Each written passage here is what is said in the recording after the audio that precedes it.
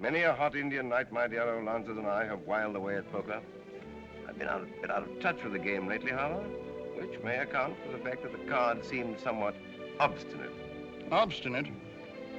I thought they did everything but push the money toward you. Well, it's keeping it in the family, Jennings, you know, all in the family. A sort of domestic jackpot, you might say. Of course, once the dear children are married, everything I have is yours. And everything you have is mine. You mustn't let your generosity sweep away your reason, sir. Isn't it lovely the way my husband has taken Mr. Jennings? To his heart, I mean, of course. Just like two boys, the way they like to gamble on everything. Tell me, Miss Carlson, why do you call your husband the Sahib? Sahib? Oh, that's Indian for gentlemen, you know. Such a distinguished man. But what does he do now? He's an economist, part of the Brain Trust, you know. Labor conditions, wages, unemployment. The Sahib doesn't believe in unemployment. He doesn't? He thinks it should all be done away with. How interesting. He says the only way to do away with unemployment is to do away with employment. If nobody worked, there couldn't be any unemployment. And so the Sahib hasn't done a speck of work for years. Passive resistance, you know. Fundy. How clever of him. My son feels the same way about it. He's terribly clever, too. And so charming. And soon to be your son, too, Mrs. Jennings.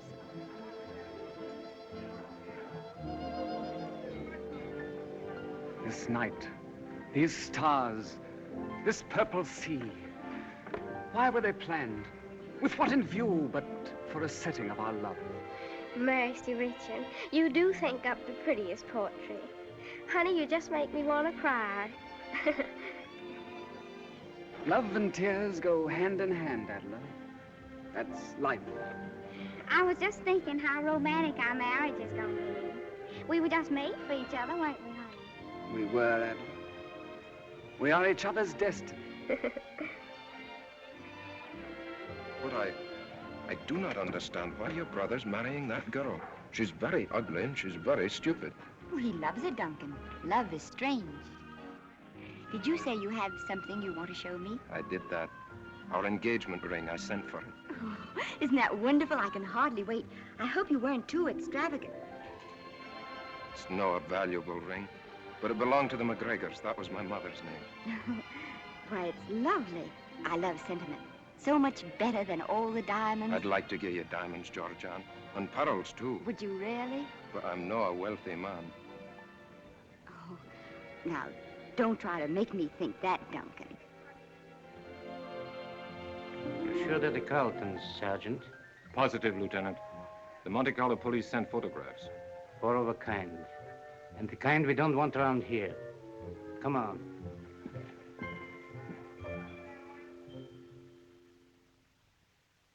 I have advised Mr. Jennings not to worry about this check. I'm thunderstruck, sir. Utterly thunderstruck. Did I say thunderstruck? Yes, dear. Tell me, Colonel, you have never been in the Bengal Lancers, have you? My dear sir, when my regiment was quartered in India... In fact, you have never been in India. These reports from Canada of your earlier life. Sweethearts of the Bengal Lancers with the original Toronto cast. If this is some low jest of yours, sir...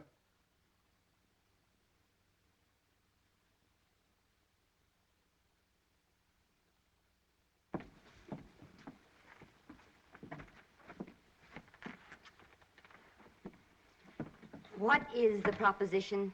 The municipality would feel a distinct gratitude if you would be kind enough to continue your operations elsewhere. If I were so disposed, sir, I would consider your remarks insulting. What my father is trying to say is that we would be very pleased to cooperate with the municipality, but unfortunately we have no money. In fact, thanks to your interference, you find us completely destitute. Mr. Jennings thought as much and asked me to present you with these tickets to London with his compliments.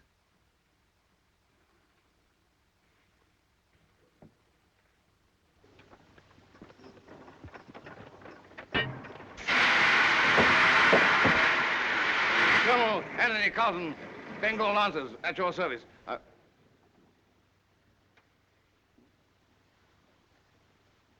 You haven't changed much since those days, darling. That's all right, eh? Only your hair's really getting gray now instead of being wig. But when you jumped up just then, you looked just like you used to in the second act when you talked to Lady Gretchley. Remember? Ah, beautiful scene that, beautiful. And you, Lady Gretchley, rest assured that I, Colonel Anthony Carlson, will so-and-so, with my life against these villainous natives until my so-and-so, Bengal Lancers arrive. Colonel Anthony Carlton. How we loved that name when we first rehearsed the play that night in Toronto. We've sort of taken the name for granted now. Do you remember how they always cheered at my speech at the end of the second act? So, forward, march. Splendid play. Well, it had its moments, my dear, it had its moments. He's very well known as Algy to the girls of Mandalay. He was a captain of something, Algy, so bold, so brave, so gay. He's a favorite Algy, how he made the barmaid sigh. He was a Algy, and the Piccadilly captain with the little glass eye. Tell me just one thing, please. What have you to sing about? They're getting sentimental. Come on. Let's get out of here.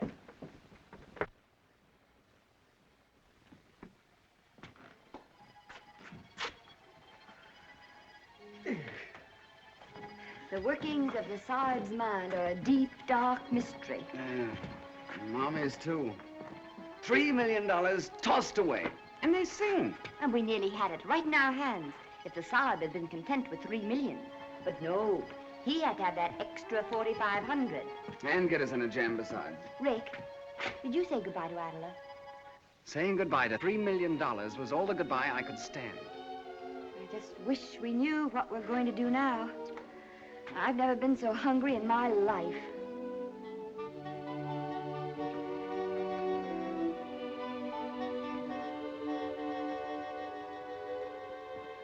By the way, didn't I see you with a new ring on last night? I thought perhaps when we got on the train, we might be able to swap it for a couple of chops. Oh, that ring wasn't mine. I just borrowed it for the evening. Too bad. Oh, what's the matter with us anyway? Why can't we ever own anything? Nobody ever owns anything except nice, dull people. And they always get on to us sooner or later. We're too well dressed. That won't last long.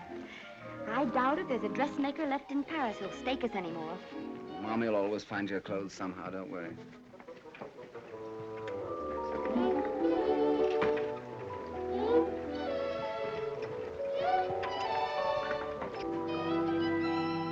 Bravo, bravo. He thinks we're sweethearts. Rick, did you ever know anybody who married for love? I mean, where somebody who didn't have any money married somebody who didn't have any money. What did you say they married for? Well, for love. You know. No. Do you think people like that are ever happy?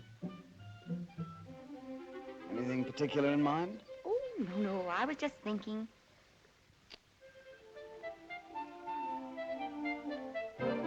There's Mommy and Saab. They seem happy enough, and I can't think when they've ever had any money.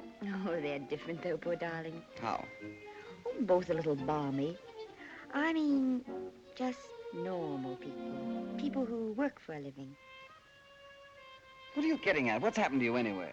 Why? What do you mean? Well, what are you getting so soft about? Soft? Oh, I don't know what you're talking about. It's only... Only what? Only...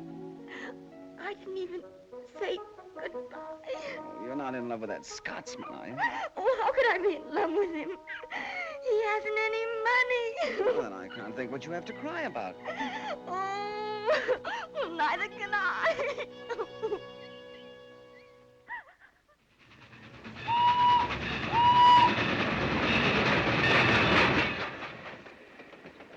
I wonder how long it takes a person to starve to death. Just depends. I've known some to drop off in a fortnight. Who do you think will last longer, Mommy or Saab? Oh, Mommy. I think the Saab will. He's more optimistic. Mommy's tougher. Saab's a better bluffer, though. He'll overplay his hand like he does his cards, and he'll be dead before he knows it.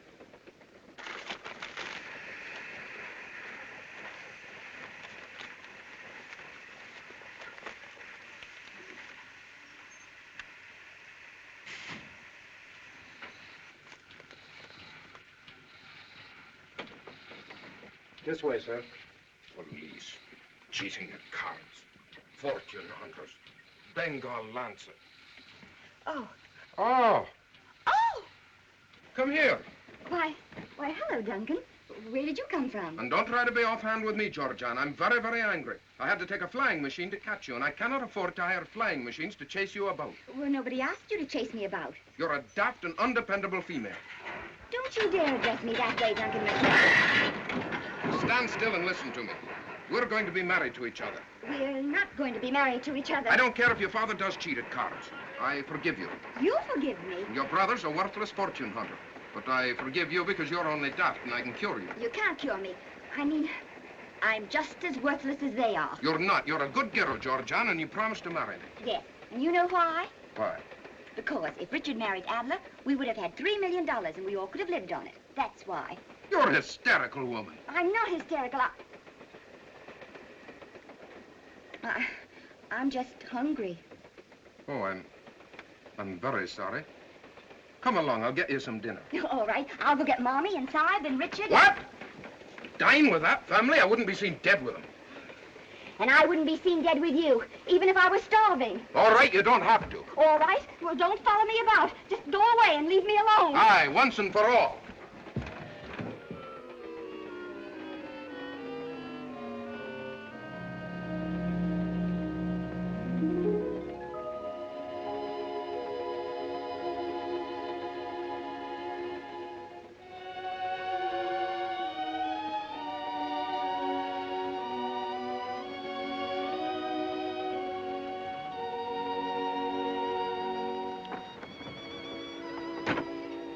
Won't you come in?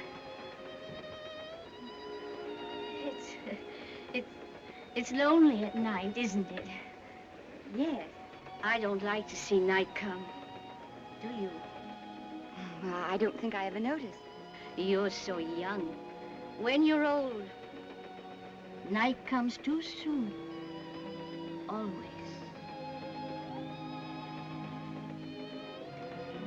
And you seem troubled. It's my mother. Oh. She had to have an operation. Oh, my dear. Tell me. Well, she's so tired and the train's so crowded, there's no room for her to lie down. You see, we're second class. And here I am alone in this whole compartment. Oh, you must bring her here.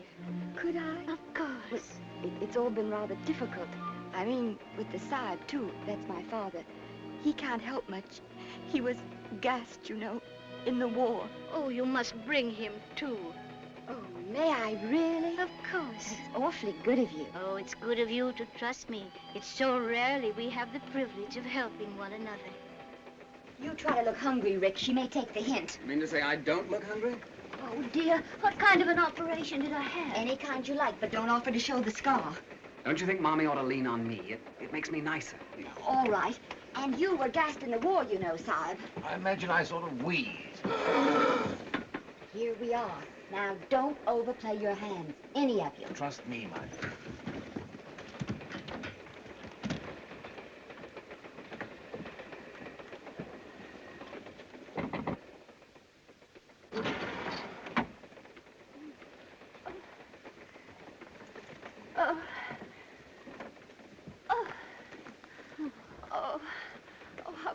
You are. I don't know you. Do I? I'm a new friend. My name is Fortune, Miss Ellen Fortune. Miss Fortune? Silly name, isn't it? Everybody makes jokes about it. I do myself. Fine historic name, not a subject for jesting. Allow me to introduce my wife, ma'am. My daughter. I know. My son. And your servant, Colonel Anthony Carlton, late of the Bengal Lancers. The Bengal Lancers. How splendid. And yet the wretched government refuses him a pension and lets his family starve. If only he hadn't gone back to the war after that dreadful wound. Gas, Mommy. Gas. Gas. Gas, too, of course. Don't be absurd, Georgianne. Did you think I had forgotten? If I have a breath left to give my country, he used to say. He's never been right since. And then your operation, on top of everything. Yes, and so expensive, too. But they would take me to the Riviera. Now, Mommy, you know it isn't good for you to talk so much. Don't overdo it. It meant selling our little house, and poor Richard's coming down from Oxford, the most brilliant man of his year, they said. Didn't they, darling? I don't care what they said. I don't care that for Oxford, just as long as you're all right, Mommy. If you could only force yourself to eat something, Mommy. In Little Women, the children call their mother Mommy. I think the name does suit me. I don't know where the absurd children got it. Sahib, of course, means genteel in India. The children were born there, poor darlings, somewhere in the Himalayas. A dreadful place, what with the ayahs and the whatnots howling around in the whatever you call them. Mommy, are you sure you couldn't force yourself to eat something? Oh, no, it would choke me. I'm sure it would. Oh. Would it help if I ate something with you? It might. I'd do anything to please you, dear boy. I think we should all make the effort. If Mommy should see us all eating, it might tempt her. Of course, you'll be our guest, ma'am. Oh, no, no, please. This is my compartment. I insist you must be my guests.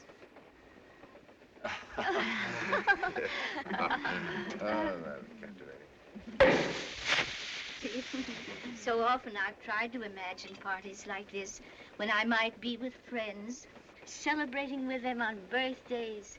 My little girl's going to have a birthday this year. Let's say it's her birthday now, tonight. Just 20-odd years ago today, somewhere in dear old Ireland. If I had thought 20-odd years ago that my little girl would come out in a French railway carriage... You're pretending it's a birthday. But if I had pretended 20-odd years ago that my little girl would be born in a French railway carriage... Can I help you, darling? If I had pretended 20-odd years ago that I would give birth to a little French railway carriage, egad, I'd have shot myself. You must forgive the Sahib. He lives in a little world all his own. What fun. You're all so young in the heart. Like John Dickey. Won't you have some champagne with us, Miss Fortune? What a shame. Oh, forgive me. I was just thinking of the hundreds of bottles in the big house at home. Just gathering dust. Really, ma'am? Hundreds of bottles? But there, I'm not going to think of that lonely old house now.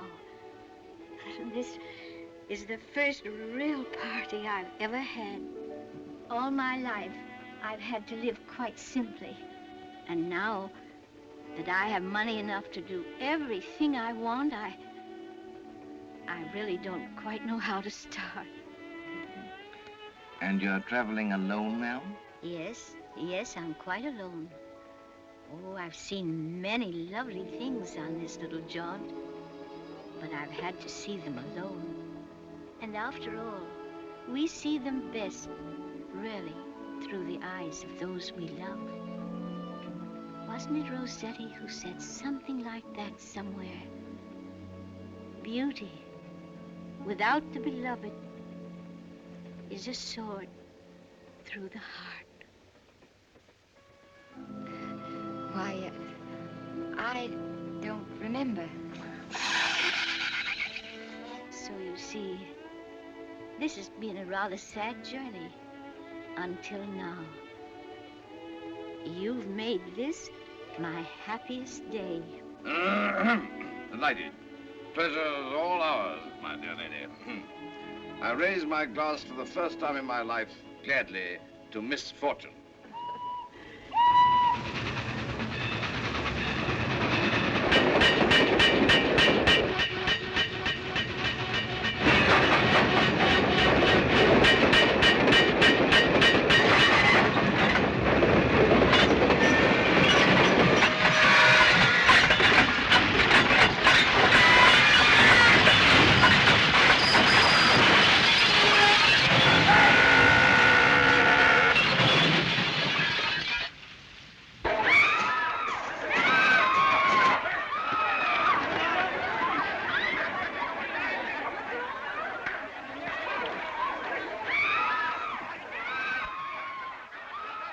The train seems to have caught on fire. I wouldn't lie around in there too long if I were you. Come on. No. Where is she? She's dead. She isn't dead. Well, I don't think she's even hurt. Well, I thought for a moment. Poor old girl. Come on, let's get her out of here. Can you carry her? Give me a hand.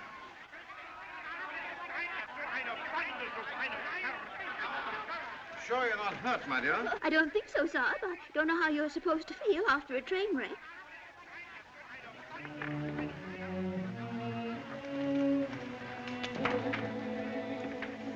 Cold wind. Rather. See if you can find some whiskey for her. Keep her warm until I get back.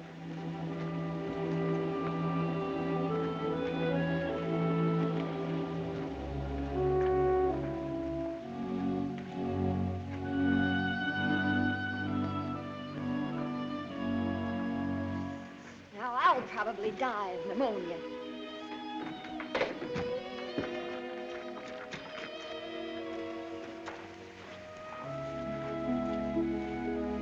Where have you been? Are you all right? How did you get out? On my 2 feet, they're very adequate. I've hunted through the whole train for you, if anything had happened. What have you got there? This is an old lady. You're being very good to her. I'm not. I'm I'm trying to keep warm. You've given her your coat. What of it? Well, you'd be warmer if you'd kept it yourself. Will you stop trying to make me something I'm not? And will you please get out of here? Why? Now, let me tell it to you, Duncan, and tell it to you fast. I'm up to no good and you're just interfering. Get out and leave me alone, once and for all. Aye, once and for all. The relief train will be here soon. I'm glad you're safe.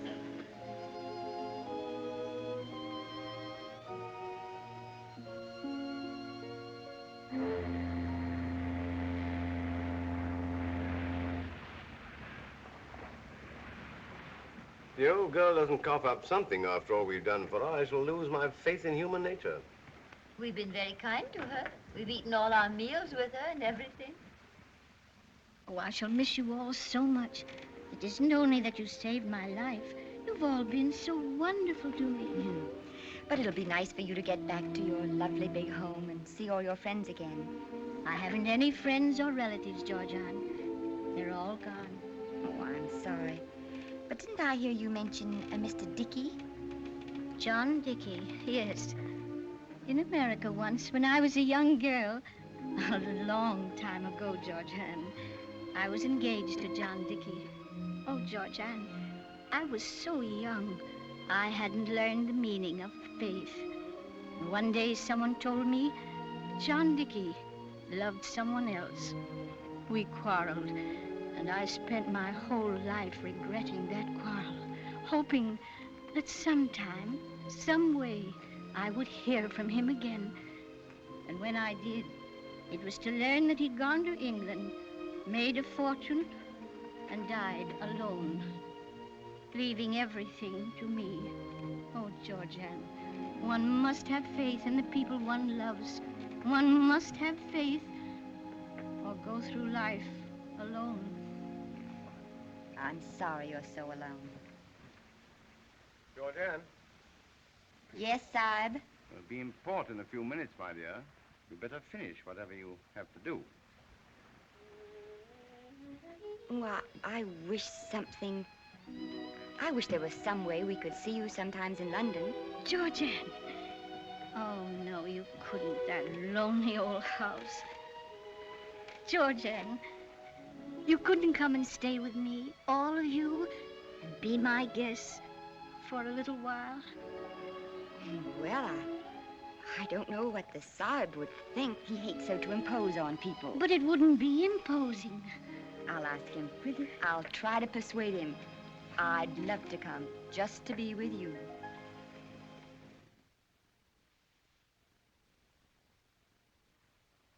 Miss Fortune, it's good to see you. Mr. Anstruther, how nice of you to be here. Not at all, Miss Fortune. It's a great pleasure to have you back, safe and well. This is Mr. Felix Anstruther, Mr. Dickey's friend and lawyer, and mine. These are my friends, the Carltons. These children saved my life in the wreck. I'm sure I'm most grateful to them for that. And now, they've promised to stay here with me just as long as they can. Really? Here in this house? Miss Fortune seemed lonely, and we thought we might stay with her a few days. That's very considerate of you, I'm sure. Now I'm afraid I must leave for my train. Well, well. Where are you off to? Paris first. I was thinking I might need a lawyer myself pretty soon to manage my affairs. Perhaps on your return.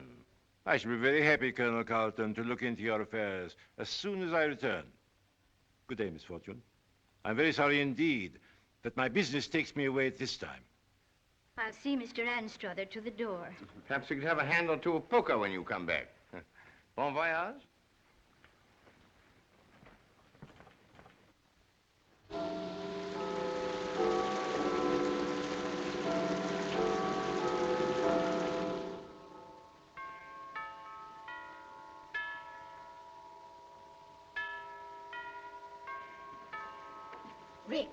Rick, wake up. Go away. Don't be stubborn, Rick. Wake up.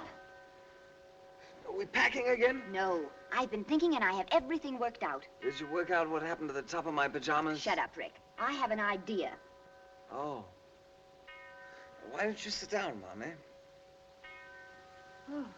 Oh, I thought I was. Now listen, we've been planning on staying here for a couple of weeks. But where do we go then? Elucidate, my dear. I mean, we can stay forever. All we have to do is to keep on being what she thinks we are. Charming, you mean? No.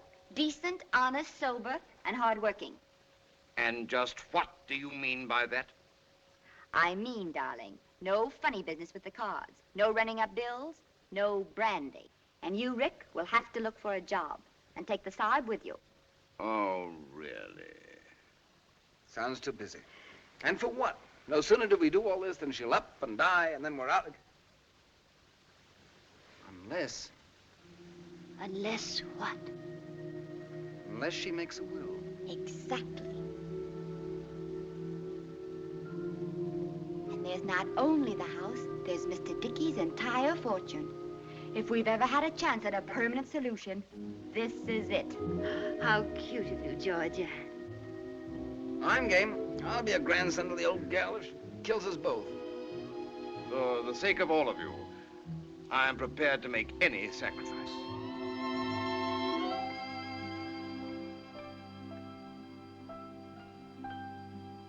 You don't have to worry about me, John. I won't be lonely anymore. I've found friends.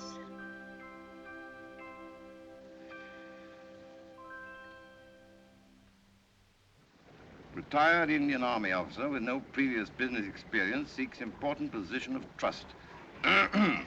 Finest social references if desired. Colonel Anthony Carlson, etc., etc. Oh, I say, supposing some blighter should answer this. Si, what a ghastly idea. I know. Sounds good. Well, where shall it be today, Father? Want to see the mummies again? Oh, mummies are a bit dead, don't you think, for such a beautiful day? Yeah. National Gallery? Painting? No. No, it's time, my son. You saw life in the raw.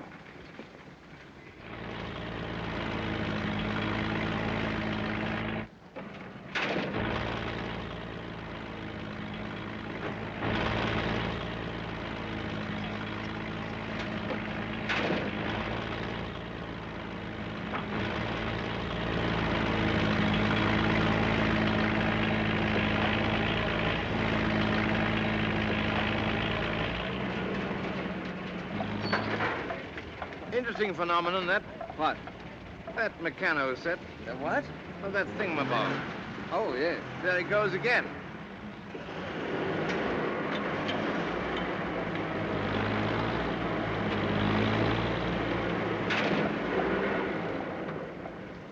But look at all those little fellows down there.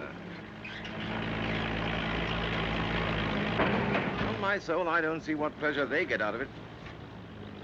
Still, that little fellow over there looks rather sincere. You think so? Picks up a sack from that pile, carries it over and puts it on that pile. And he goes back for another.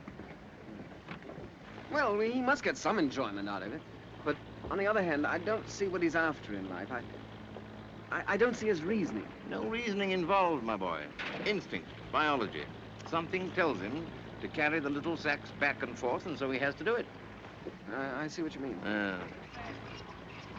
Interesting problem, isn't it? Capital, labor, classes, masses, no jobs, no leadership. Huh. I wish I were younger, my boy. Lunch. High time, too. A hard morning.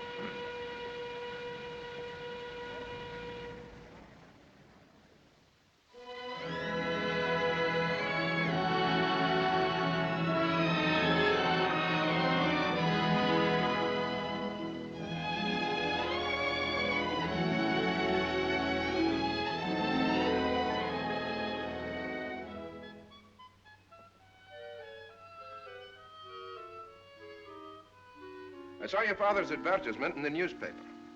Oh, of course. I do not understand it. Why, it's perfectly clear, isn't it? When your father advertises for a position, it is not clear, Georgian.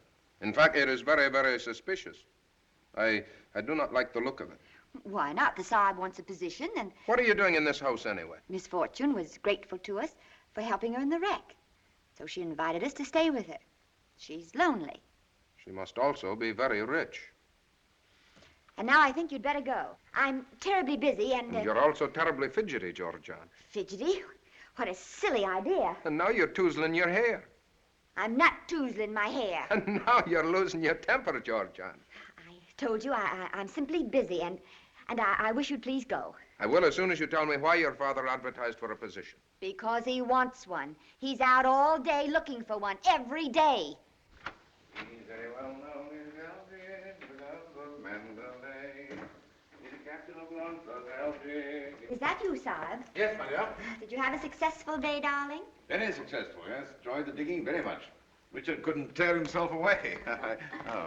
You remember Mr. McCrae? Well, upon my soul. Delighted to see you again, my boy. What did you say the name was? McCrae, Duncan McCrae. Oh, yes. I understand you have been looking for a position, sir. You've been looking all over London, haven't you, Sahib? I'm not ashamed to admit it. Not a stone unturned. Ready to accept anything. Anything. Forget dignity and all that, you know. Soldiers trained to take the bad with the good, and vice versa. Perhaps I can be of service, then. I have found you an excellent position, sir. I beg your pardon? You see, I happened to run across your advertisement. Indeed? But that's wonderful, isn't it, Sahib? What is the position? It's with a motor company run by friends of mine. They need salesmen. Your father seems to have all the necessary qualifications. No previous business experience, finest social references. I think that's splendid, Duncan. Just one moment. I can't tell you how we appreciate it. Just a minute, dear. And now poor Sahib won't have to keep Halt! looking. Very friendly of you, my boy, very. But I'm afraid my capacities are entirely unsuited. Oh, Sahib, you know you have capacities for anything. In that case, sir, if you will report at the Wombat sales room at 9 o'clock in the morning. Good afternoon, sir. Good afternoon.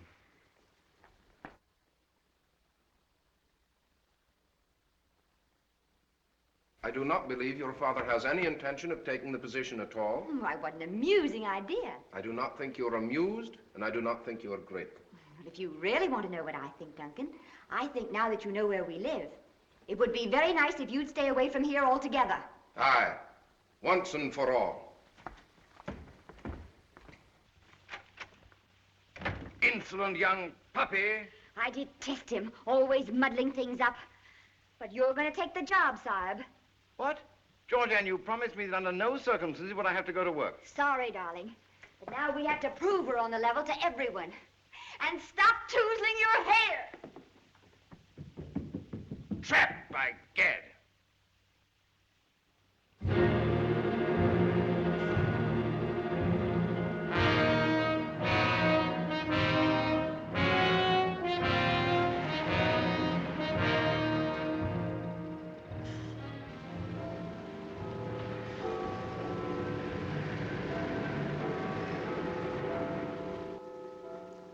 $9 o'clock? I'm afraid so, Sahib. Well, I'll never forget the pleasant days we've spent. We never did half the things we planned to do. Too late now, I'm afraid. I wish we could at least have got to the aquarium. Some future time, perhaps. Never know. Well, Won't be the same without you, Sahib. nice of you to say so, my boy. It's you, too. Not much good at farewell. I know, Father. I'll walk a little nearer with you. Thank you, my boy.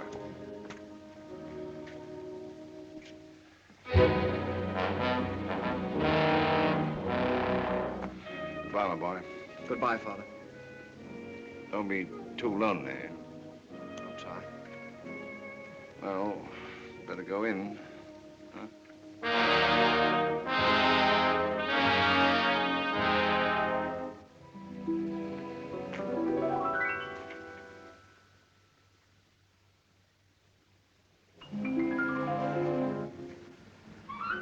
What is it, Sahib? Tell your mother, my boy. Tell your mother.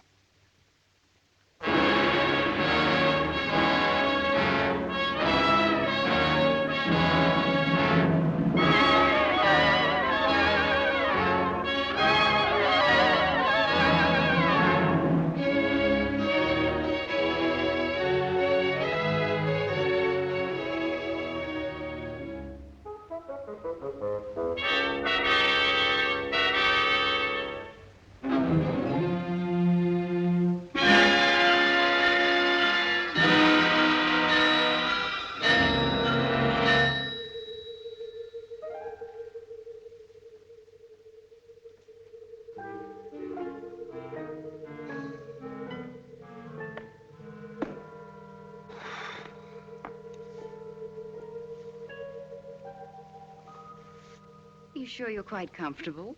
Quite comfortable. Do you mind? You planning to stay long? I hadn't. Now that I see you again, You've never seen me before. I've seen you all my life. In my dreams. That's not a very good line. No. Well, you see, I'm so darn tired. Why come to me? Well, I was walking along and suddenly an unseen spirit grabbed me by the arm and led me straight up here to you. It's kismet. Now, you think that means we have to marry each other? If you're not otherwise engaged, of course. I do not. And I can't make up my mind whether you're a lunatic or merely very young. I'm neither. I'm just lonely. I see. What can you do besides look rather too good-looking? Well, I'm a champion swimmer, a rattling good game of tennis, fair golf, and I rumba like the angel Gabriel. Did you happen to notice the name of this organization? No, to be frank with you, I never had a job before, and I felt it might spoil my impulse. This is the British American Civil and Hydraulic Engineering Company. Oh, I see. And you're the American, huh? Well, don't hydraulic engineers ever rumba? Rarely and not well. It seems to me that I shall be filling a crying need. You know, I really think I'll enjoy working here. I like the atmosphere of the place.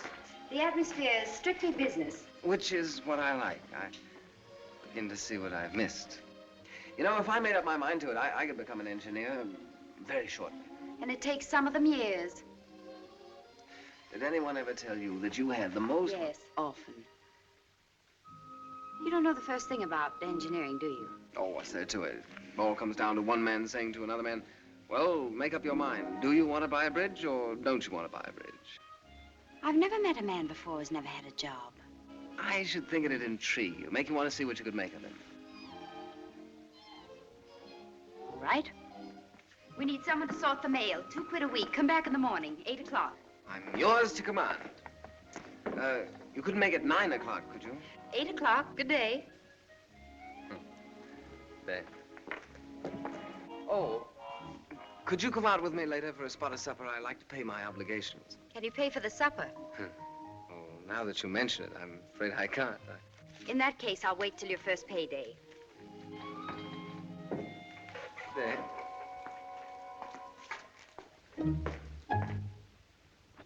She pretty? Come see, come ça. Is she intelligent? She typewrites well. Is she fun? She's a business gal. There must be something about her for you to take her out. There is. She's my boss. And it's a very sound policy, my child, to keep in the good graces of one's boss. Has she a lot of money? I've no idea. I rather think not. Guess whom I ran into today? I couldn't possibly imagine. Who? Adela Jennings. Adela? She's just arrived in town and wants you to have tea with her. Where's she stopping? The Ritz? Oh, I must ring her up sometime. Might be a good idea. Perhaps her daddy's not in town. Well, even if he isn't, we're pretty well set now without her. We're not set at all. Certainly we are. The old lady's more in love with us every day. And she's not getting any younger, you know. I haven't heard any talk of a will yet. Fact is, I don't think we'll have to wait for a will. She's bound to come through with something soon. She hasn't, though. The aged are slow, my child, just as the young are foolish and impatient.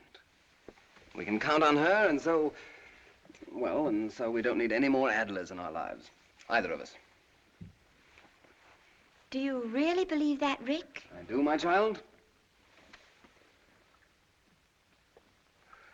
Does this tie look all right?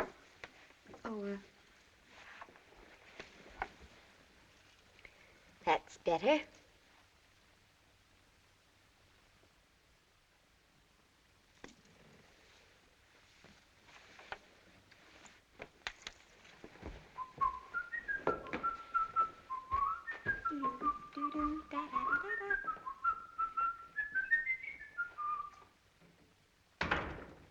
Good evening, Side. Evening, boy. How are all the little wombats feeling tonight? Couldn't feel better than I do. Sold my 4th one this week. Commissions mounting rapidly, my boy, rapidly. Oh, really? Ah. By the way, Side, where would you take a young lady to dine? Savoy, by all means. Soundest cuisine in London. Well, I don't know. I had in mind a place... No nonsense. Savoy is the only place to dine a lady. Don't give it another thought. All right, Savoy it shall be. Oh, but a couple of quid wouldn't see me through, would it? Perhaps you're being slightly optimistic. You couldn't lend me a fiver till next payday, could you? I'm glad to, my boy, but I've always found that borrowing is unsound, both from a financial and a moral point of view. How much money will you get your next payday? £2. And from that, you expect to pay me back 5? You must see there's no future to such a course of action. Neither a borrower nor a lender be. Why don't you take the lady to the zoo? All right, Sahib, all right, never mind. Here, boy. Enjoy your evening. Take her to the Savoy and the zoo.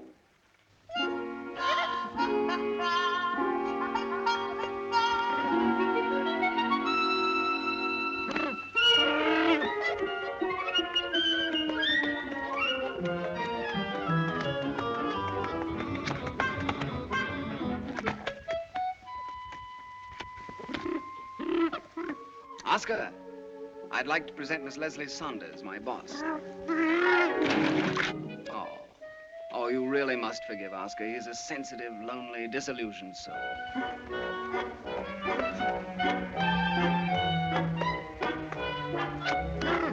You seem to have a strong sympathy for Oscar.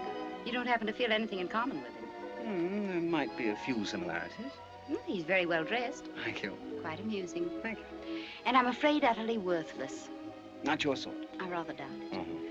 Although I wonder if you have any idea what sort I really am. Of course I have. Sane, practical. That's right. Ambitious, hardworking. That's right. Utterly moral. Utterly. Straight from the shoulder. Straight as a rivet. Well, in that case, I should think you'd greatly admire me if I skipped all the approach work and just kissed you without any preliminaries. I should not only admire you, I should respect you. Well, there's something to be said for your philosophy.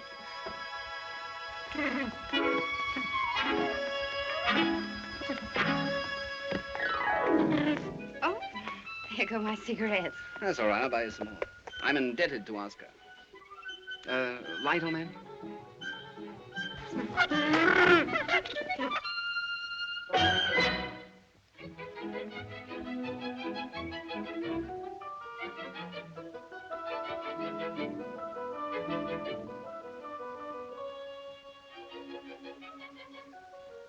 Seven. No trump. Well, I pass. I pass. Me too. I think it's a lay me down. Oh, well, upon my soul, what an amazing pupil. What card sense, eh? Another grand slam. You must be the kind of person one is warned against on ships. On ships. Mommy means people who play cards dishonestly. Have you ever known any such people?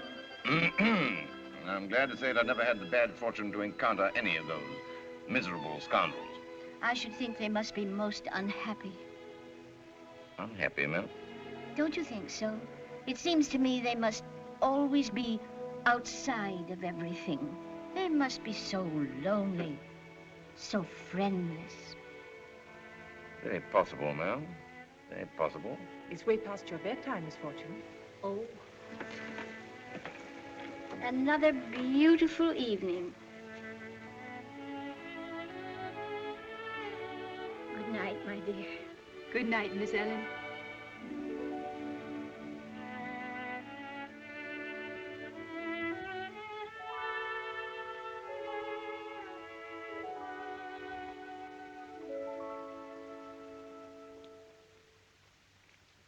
Honored, ma'am. Honored. May God bless you.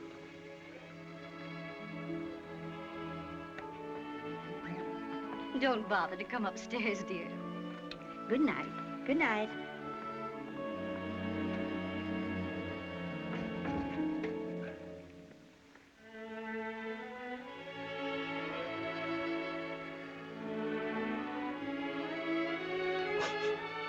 Darling, is your old sinus trouble coming on again? Sinus? No, my dear, no. All part of the act, you know. Letting the old girl see that I was touched. Good performance, darling. You certainly had me fooled for a minute.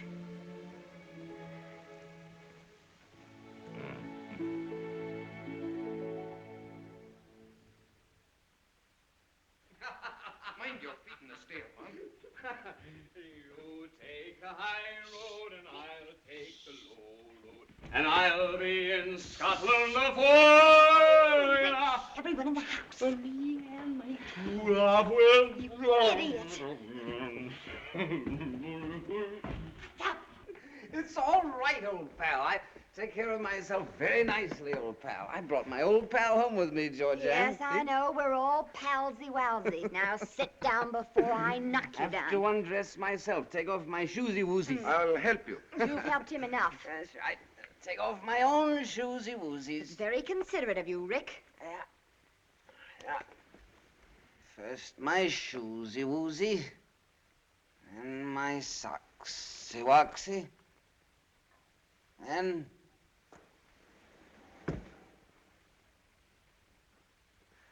my tie-zy-wisey. I give you my word of honor, Georgiana. I haven't the slightest idea. You did it on purpose. I did not. How could I know that one bottle of champagne and a few small brandies could make any grown man drunk? Why did you give him anything at all? I tell you, I just happened to meet him and we'd celebrated. Celebrated? With him? You said you wouldn't be seen dead with him. You must be drunk, too. I'm not. I can't be. None of us McRae's is capable of being drunk. We've tried. And I admit I was wrong about Richard. I misjudged him entirely, and I apologize. He's an understanding and gifted young man. And where did you meet this understanding and gifted young man? We just bumped into each other. If you want to know the truth, I was feeling lonesome. You're a bad-mannered, bad-tempered, outrageous female, but I have discovered I cannot live without you. It's a shameful confession for a sane man to make. It's an idiotic one, because you're going to live without me, probably to a horrible old age. I am not. Richard says you're eating your heart out for me. Richard told you that? He did. Then you got him drunk and made him say it. If you were a man, I'd knock you down for that.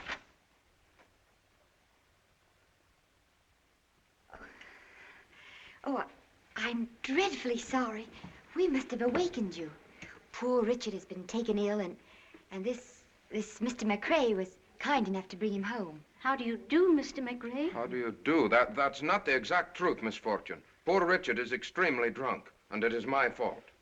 And now if you've said everything you want to say, you might have the decency to go. Listen, Georgian, don't quarrel with me. I may have to go away. There's a chance I may leave for India. Is it only a chance or a hope? Oh, my dear. My dear. I trust you will accept my apology, Miss Fortune, if I have disturbed you. You haven't disturbed me, Mr. McRae. If you have the slightest consideration for anyone, you'll go away and stay away. Aye, once and for all.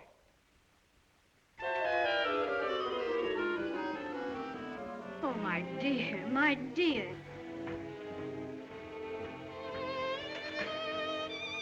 The young people are so foolish. They don't know that love never comes twice.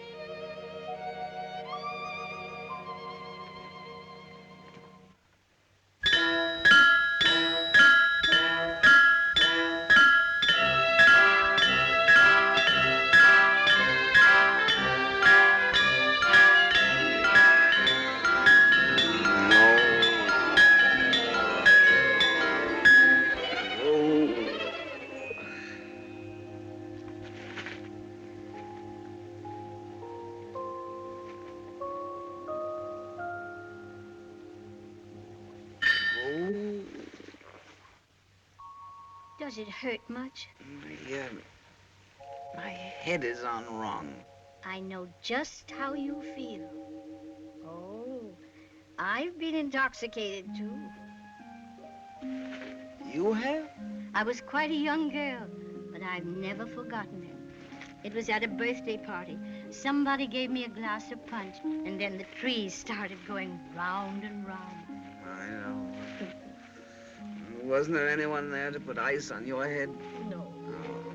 But there was a boy there who was very kind to me. It was John Dickey. He let me hold his hand tight to keep me from being flung into space. Well, that was darn decent of him. Yes, he was a very nice boy. And he had a little white dog with him. She had a black spot, like an enormous eyebrow over one eye. Sounds like a very nice little doggy. It was. Does your head feel better? Much. I say, please don't think badly of me. Why should I think badly of you? You were only being gay and happy and proud, perhaps, of your job. And most of all, young.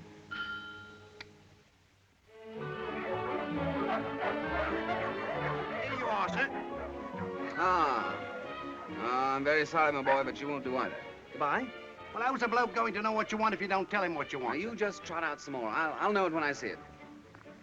I wish people would make their minds up.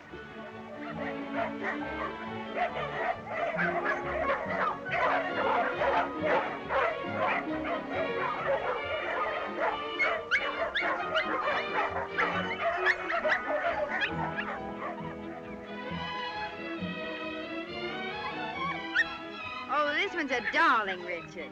But he's not vivacious. Oh, he's just sleepy. Well, the dog I want must be vivacious and sleepy.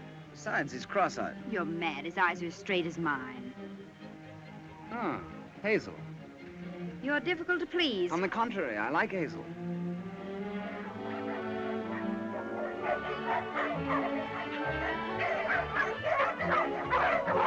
Here they are, then. The last of the lot, sir. Take 'em or leave 'em. Leave him. No reflection on you fellas, of course. Blimey, what do you expect a dog to have? I expect him to have an enormous black eyebrow over one eye. What? An enormous black eyebrow? I think, Richard, we'd better go quietly and try somewhere else. All right. Sorry. I suppose he must have a purple tail, too. And why a black eyebrow? Well, because the puppy's for Miss Ellen, and Miss Ellen likes puppies with black eyebrows. Are you sure this Miss Ellen of yours is quite right? Oh, yes, quite. She's a very nice, rich old lady. I see. You and your family couldn't by any chance be sponging on her, could you? What makes you think that? It just occurred to me. Wouldn't approve of that, I suppose. No, I wouldn't approve of that. No, I didn't think you would. Would you like to hear the rest of it? It's up to you. It's a tremendous secret, you know. Perhaps you shouldn't tell me then. I probably shouldn't. You won't like it. Well, they say that confession is good for the, what is it? The soul, Richard. Oh, yes, the soul, yeah. Well, I suppose it can't affect me much one way or the other, can it?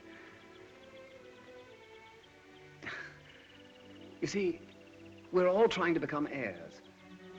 I don't understand. It's very simple. You see, we're really all quite charming, and we made the whole gal love us.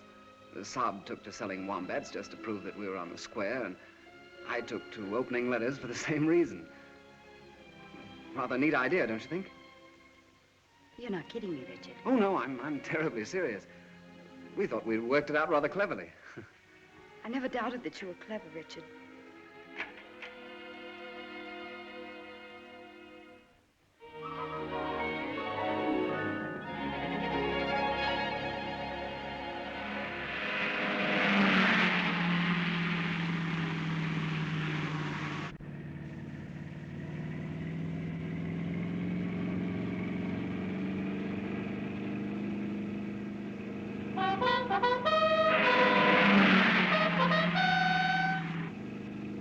Just getting her warmed up, ma'am.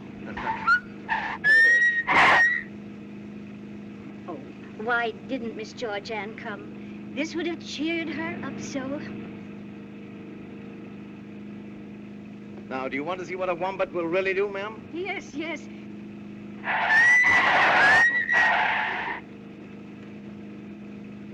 You mustn't hit anything when we're going this fast, darling. It might be dangerous. Not at all, my dear, not at all.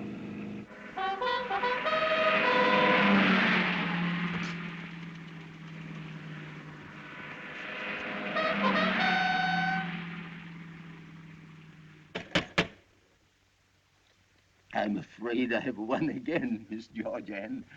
You have to have a scientific mind. Mr. Dickey didn't have a scientific mind either. Now, Who can that be sticking his nose in?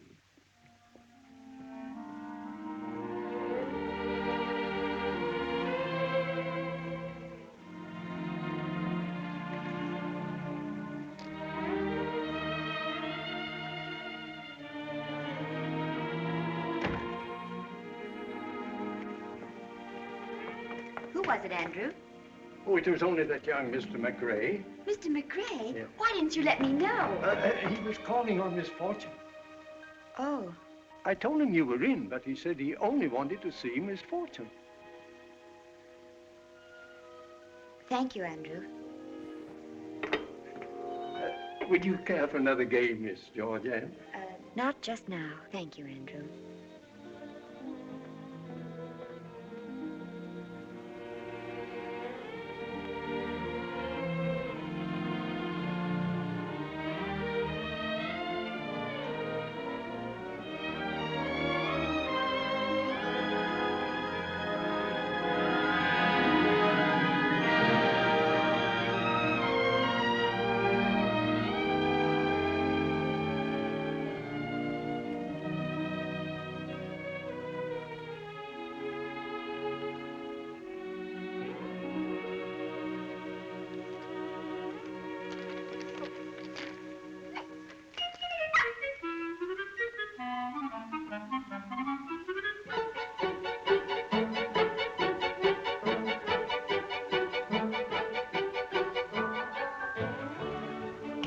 What on earth?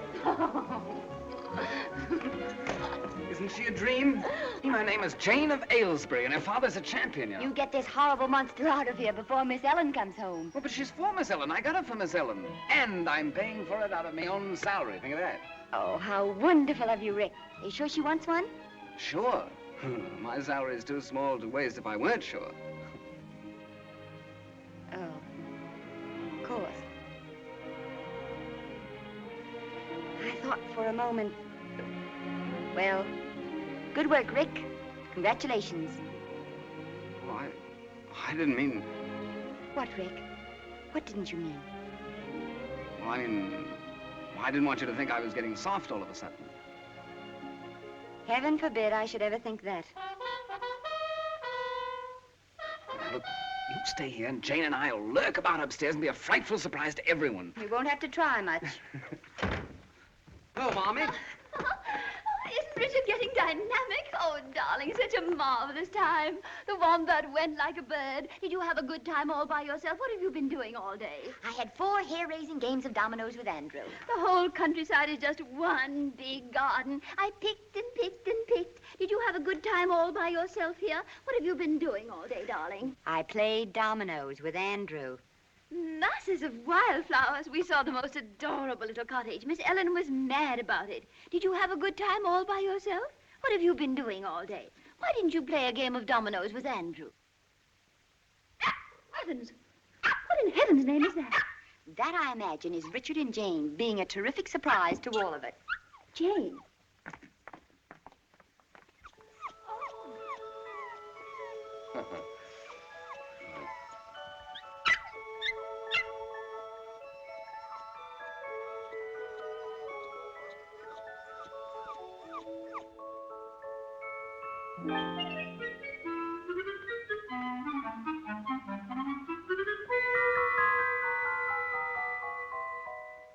It can't be very amusing for a young girl to be spending so much time with such an old lady. But, oh, my dear, I'm frightened. Frightened, Miss Ellen? Now that you're all doing so well, I'm frightened you'll want to go away and make a home of your own. Would you rather we didn't go? Oh, my dear, if I only knew you'd be with me when... I'd never be afraid again. We'll stay with you as long as you want us. Oh, if you could only promise me that. I promise.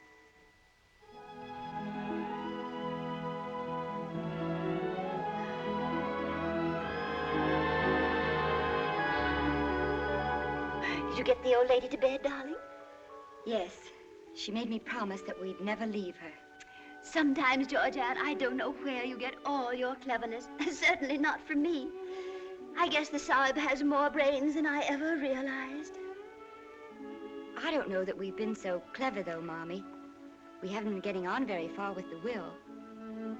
I'm beginning to think perhaps we should give up the whole idea.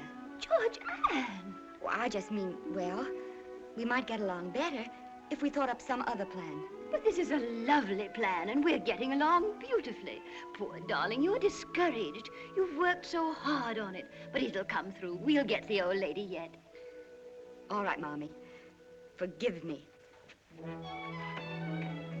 Forgive her? Now, what does she think she did?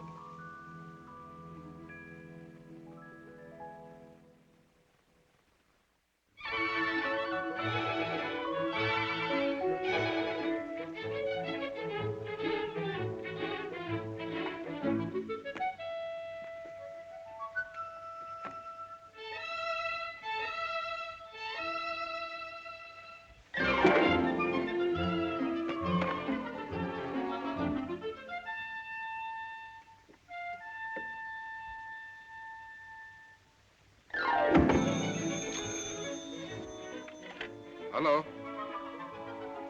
How do you do, Miss Fortune? My boat sails on Monday. Saturday night? Well, that's very kind of you, but, well, I seldom go to parties nowadays. Well, if you're sure Georgiana will no be unpleasantly surprised, I promise to stay away from her once and for all. Well, since you're certain, I'll be glad to come. And it's very, very kind of you to ask me. Good day, Miss Fortune.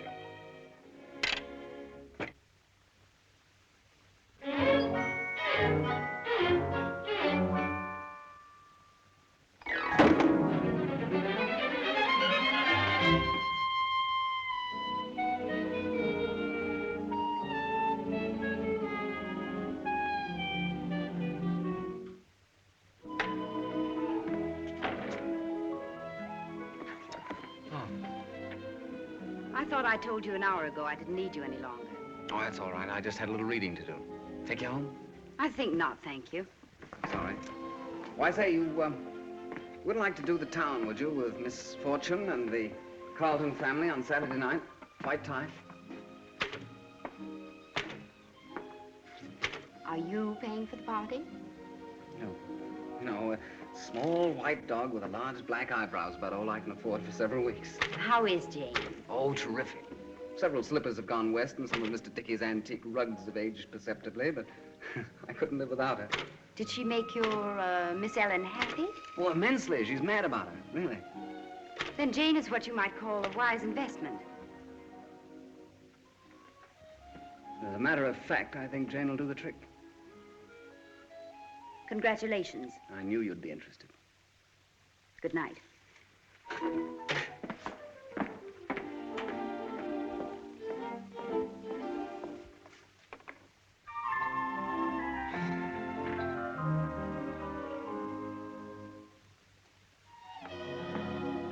If you'll pardon my curiosity, what are you reading? Oh, this? Just something I picked up. I'm trying to find out why grown men waste their time being engineers. When they can be heirs? Exactly. By the way, the boss said the suggestions you made for the new building were not half bad for an amateur. Did he? Not really? Of course, that doesn't mean anything to you. Oh. It's always nice to make an impression on the boss. Mm-hmm. Well, good night. I suppose you think I couldn't be an engineer if I wanted to. Well, there wouldn't be any point to it, would there? You'll be able to buy and sell engineers one day. Yes, I suppose you're right. On second thought, I think I will go to the party with you Saturday, if the invitation's still open. Still open? Oh, it's you or no one. I have an idea about you, but it still needs just a little more work. Good night. Good night. This type of motor uses a delayed combustion design or method. And that means exactly, Well, putting it quite simply, sir, that means that the cylinder head is recessed to receive the patented shaped piston, which closes off the valve area from the combustion chamber. Yes, yes. If I were to say that the wombat is the last word in mechanical perfection, I should be withholding the full truth. The wombat is above mechanical perfection. The wombat is ahead of its time, as far ahead of its time as was, well, Socrates of his. Yeah. It's a pretty thing, isn't it? Yeah. Yes. Oh, yeah. Well, Colonel Carlton, I believe in you, and I'd like to put in my order for 3 of them. One for myself, and one for my wife, and one for my, I understand perfectly, sir. I shall deliver the 3rd one to you personally at your club. Oh, that's fine, Colonel. Fine. Thank you. Thank you, sir. Colonel Carlton. Yes, Mr. Hutchins? I would like to have a word with you. Always a pleasure and a privilege to chat with the managing director of our company, Mr. Hutchins. Colonel Carlton, I have always made it my custom to know the men who represent the Wombat, to look into their past records. Past records, sir? Records aren't always quite fair and all that. On the contrary, Colonel, I think your record does you full justice. All I can say, sir, is that since I've been with the Wombat, I've done my best. Sometimes an executive's position involves unpleasant duties. In fact, I quite understand, sir. On the other hand, sometimes those duties are a distinct pleasure. This is one of those pleasurable occasions. The board has decided that a man of your obvious talent is wasted as a mere salesman. We are very anxious that you should become our London sales manager. Take charge of this entire branch. I trust that'll be agreeable to you. Oh, well, of course, A suitable adjustment to recompense, of course. Well, I've no doubt we can come to terms, Mr. Hutchins. Oh, and by the way, some of the members of the board are very anxious to meet you. Oh, naturally, naturally. I'm giving a little dinner party at my house on Saturday night. I hope you can be there. Be delighted. Mm-hmm. Oh, I'm afraid not Saturday night, no. An old friend of mine has been very kind to me, giving a little party that night, and I wouldn't like to disappoint her. However, any other night, Monday, Tuesday, Wednesday, Thursday. Yes. Some other time. Good night. Good night. Oh, by the way, may I suggest that you take things a bit easier? Oh, we can't afford to lose you, you know. Oh, indeed, no, sir.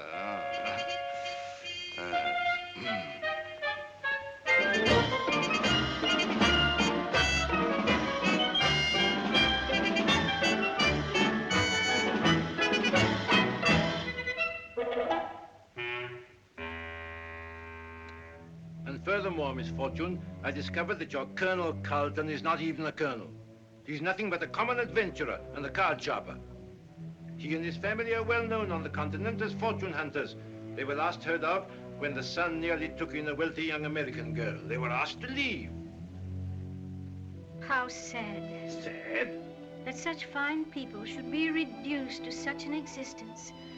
How cruel life must have been to them. But you don't understand, Miss Fortune. They're not fine people. They're little better than criminals. And they're in your house now, living on you, sponging on you. Who knows what plans they may have against you? Now I understand so many things that used to puzzle me. Little glances they exchanged, little embarrassments they had, times when they were hurt, and I never understood why. Oh, I wish I had known sooner. I could have spared them so much. But you must get rid of them, Miss Fortune.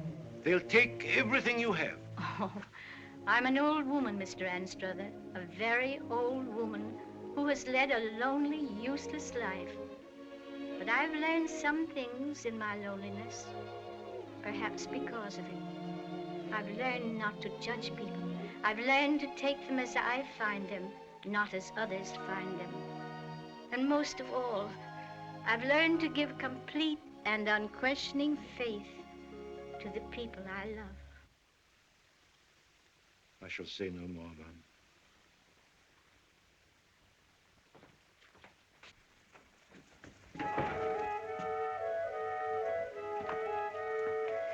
Oh, how do you do, Mr. Anstruther? How do you do? Did you have a pleasant trip? Very pleasant and very interesting. Good evening, Miss Carlton.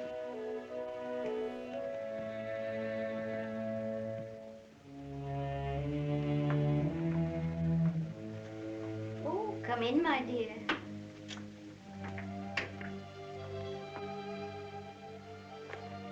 I just saw Mr. Anstruther. I didn't know he was back from his trip. Oh, yes.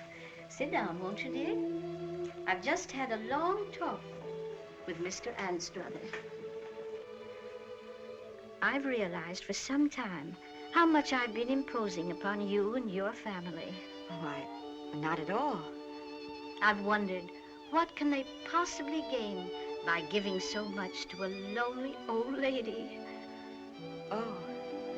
And finally, I've decided to do at least everything that is in my power to do. But we don't want you to do anything. I'm sure of that. But I want you to know that I have asked Mr. Anstruther to draw up a new will so that when I die, everything I have will come to you and your family. It isn't at all what I would like to leave you, Georgianne. I would like to leave you happiness.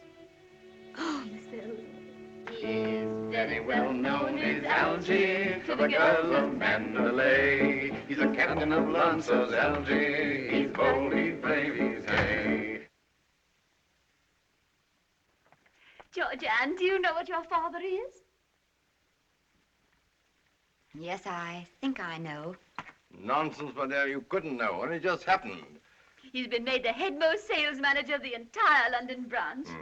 Yeah, what do you think of that, Georgianne? Making money on his own and everything. Oh, tut. Not big money, of course, but an impressive step if I do say so myself. Of course it is. It's just what we need to convince the old lady. Just think how pleased she'll be. She'll think we're all wonderful. She'll think we're wonderful, all right. She does now. In fact, you don't even have to go on with it, Sahib. We've won. Whatever do you mean? She's decided on her will. We're to get the money. She's going to leave us everything she has. How too marvelous. Aren't you going to compliment Georgianne, Sahib? She did most of it. Oh, so she did, my dear.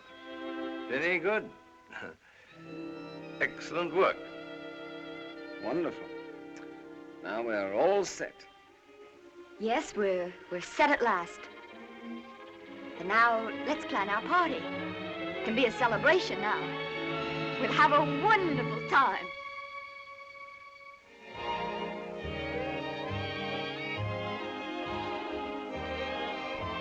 Going to India, eh? Well, that's my old stamping ground. Must give you some letters of introduction, my boy. Ah, India. Richard and Georgianne were born there, you know. They were? Yes, poor dears, they were born there. Such an awful place. I've never been there myself, but they've told me about it. That's very astonishing. Oh, don't mind Mommy. She has little lapses like that. Nothing dangerous. Perhaps we'd better dance. Rather a shy young fellow, what? I'm sure I've seen him about somewhere. Never forget a face, you know. Your whole family are rather complex, aren't they? Oh, yes. Well, take me, for example. I'm probably the most complex character I know. Really? Really? Richard, Huh? why did you ask the boss yesterday to recommend a night school in engineering? Oh, that? Oh. I just did that to impress him. Clever of me, what? But why did you want to impress him? You're going to give up your job as soon as you get Miss Fortune's money, aren't you? Oh, I hadn't thought about that. You won't need a job. No, but... Is your father going to give up his job? Saab give up his wombats? He's sales manager in the place. Well, if your father's going to continue toiling among the wombats and you're going to spend your young life in an engineering office, well, it just doesn't make sense, does it? With a will and all that. Doesn't he? Well, it doesn't to me. It looks like a slight contradiction. Well, it does rather, come to think of it, doesn't it? What do you suppose is wrong? You aren't hard-boiled enough for an heir, and you might as well face it. You think so? I wonder. Come on, Richard, let's dance.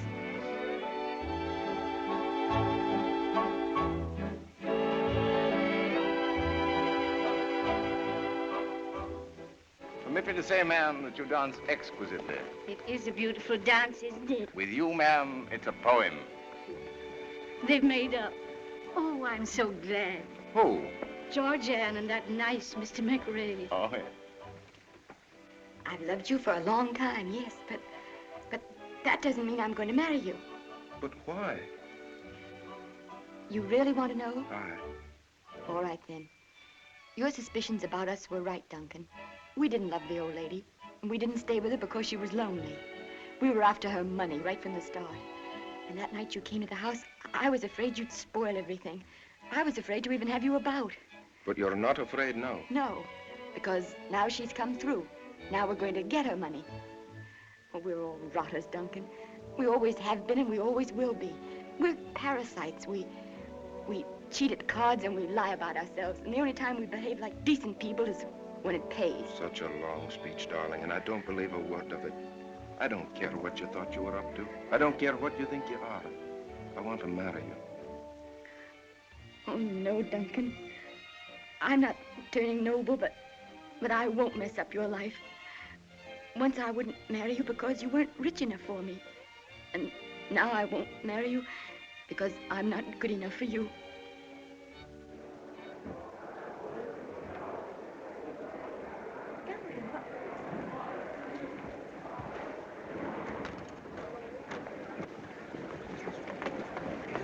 What happened? She's fainted. Those must keep calm, you know. Old ladies liable to this sort of thing.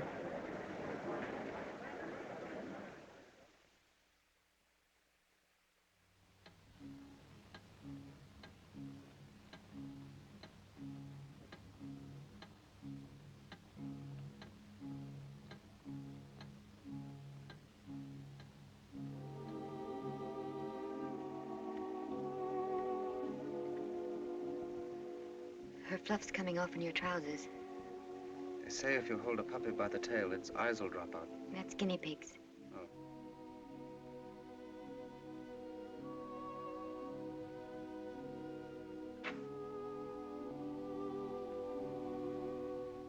Is Andrew there? Andrew. I'm here. She wants you to telephone for Mr. Anstruther. He's to hurry. Oh. Is she? We don't know yet. She's barely conscious, Miss Georgia.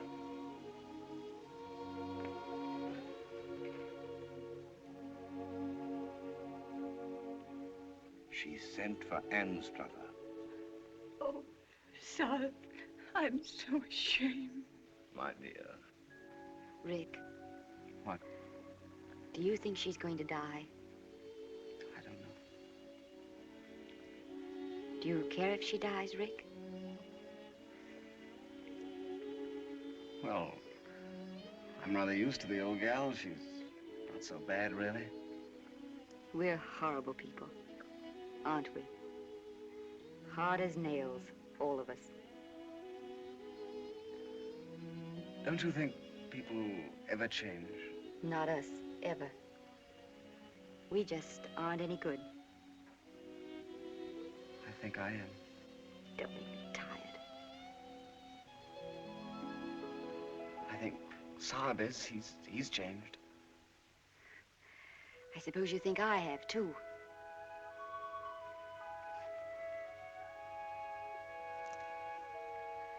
I'm about as much changed as Mommy is. We've been acting so long, you think we're changed.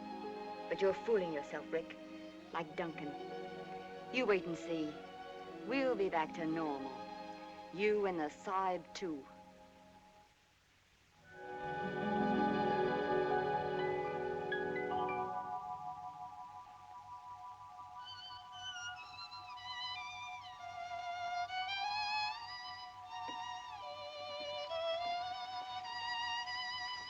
Wish her luck, little Jane.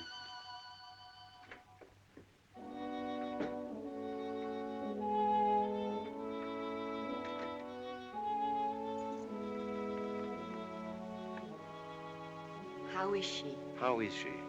I'm Miss Fortune's lawyer, not her doctor. He will inform you at the proper time. Since I am her lawyer, however, there is a little matter that may perhaps interest you. Miss Fortune's one thought, despite her grave condition, has been to live long enough to set her signature to a new will. This she has done. I need not inform you as to the identity of the new legatees.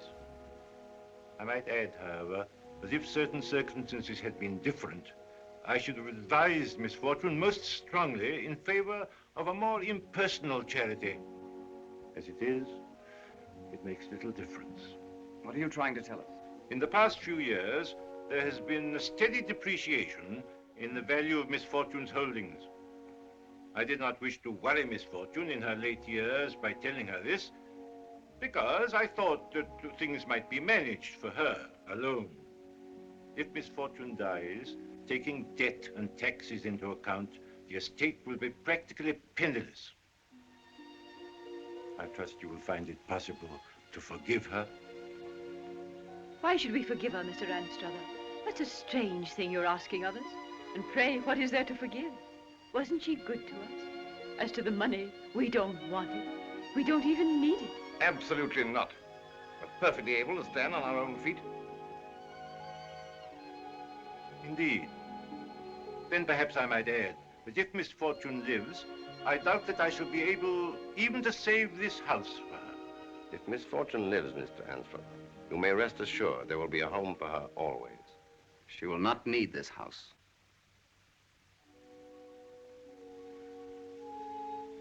If I've misjudged you, I beg your pardon.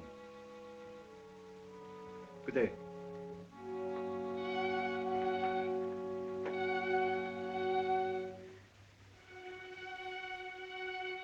Oh, Mommy, you do love her? Darling. We don't want the money. We don't want it, none of us. Yeah, darling. Oh, and we really want to be what she thinks we are. Mommy, she mustn't die.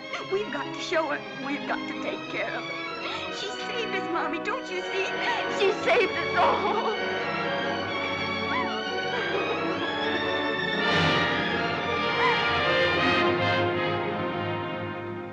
You may come in now. Miss Fortune wants to see you. She seems to be very much stronger.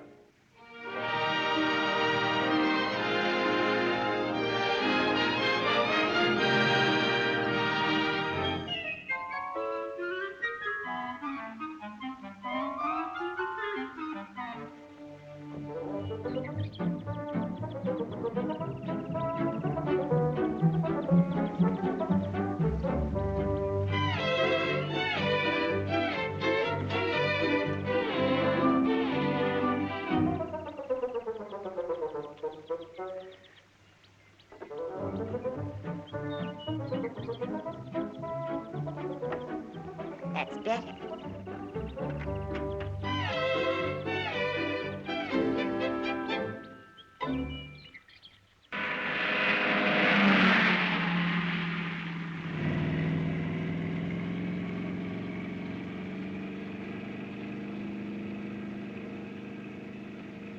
When we get around that bend, I'll show you what the wombat can really do. Indeed.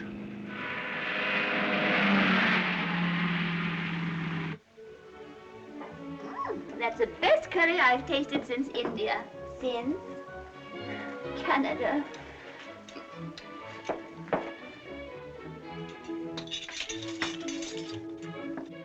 You know, Mrs. McCrae, I wonder if we ought to go to India. Will you please stop talking about India? Once and for all. This day, this sun, this purple veil. Why were they planned? With what in view but for the setting of our love? Such lovely lines, Richard. But such old ones to use on your own wife.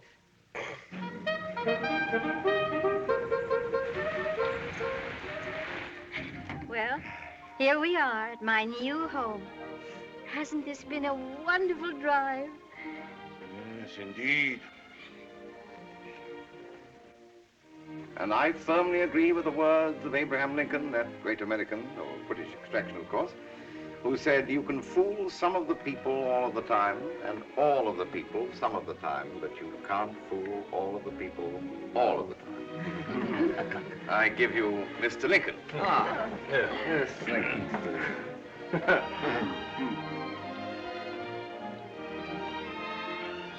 Mr. Lincoln and the Saab were old friends. Indeed. Oh, perhaps it was another Mr. Lincoln.